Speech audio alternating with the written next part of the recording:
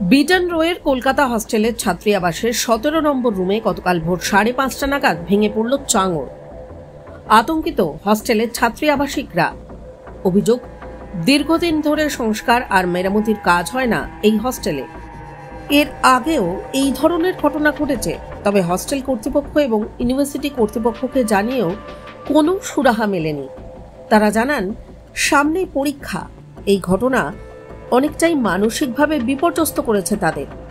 গতকাল ইঞ্জিনিয়ার এসেছিলেন এবং তিনি জানিয়েছেন এই হস্টেল খালি করে দেওয়া উচিত। ছাত্রীরা জানাচ্ছেন, তাদের হস্টেল থেকে জানানো হয়েছে শহর কলকাতা ইউনিভার্সিটির জন্য হস্টেলে তাদের স্থানান্তরিত করে দেওয়া হবে। দেখুন, আমরা বিগত 1.5-2 বছর ধরে এই হোস্টেলের আবাসিক। আমরা মূলত কলেজ স্ট্রিট মেন ক্যাম্পাসেরই সকলেই ছাত্রী রয়েছি।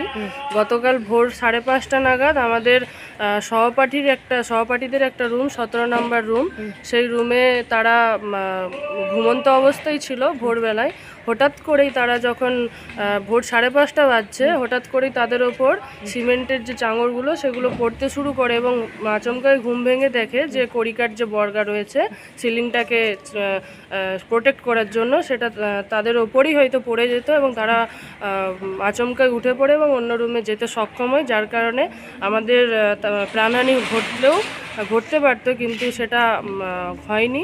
এবং আমরা বিগত 1 বছর ধরে কর্তৃপক্ষকে আমাদের সুপার ম্যাডামের মাধ্যমে জানিয়েছি এইরকম সিলিংগুলো খুলে পড়ছে, সিমেন্টের গুঁড়ো, রঙের গুঁড়ো এই সমস্ত পড়ে চলেছে, মাঝে মধ্যে ঢালাই প্লাস্টার ছেড়েও পড়েছে।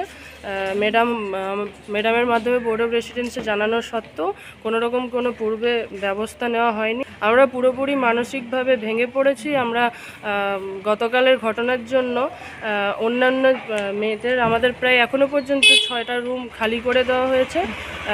আজকে প্রায় 6 থেকে 7 জন হোস্টেল ছেড়ে দিয়েছে, ক্লিয়ারেন্স নিয়েছে আজকে।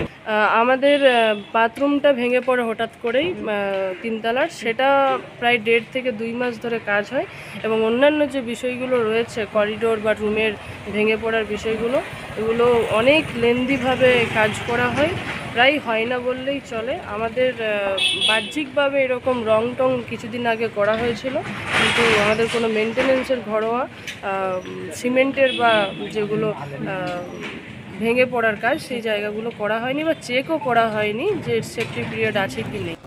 আগামী সপ্তাহ থেকেই শুরু হচ্ছে তাদের পরীক্ষা, আর এই সময় তাদের যদি অন্যত্র স্থানান্তরিত করা হয়, সেক্ষেত্রে পড়াশোনার ক্ষেত্রে যথেষ্টই ব্যাঘাত ঘটবে বলেই মনে করছেন হস্টেলের আবাসিকরা। টাইমস নাও খবর।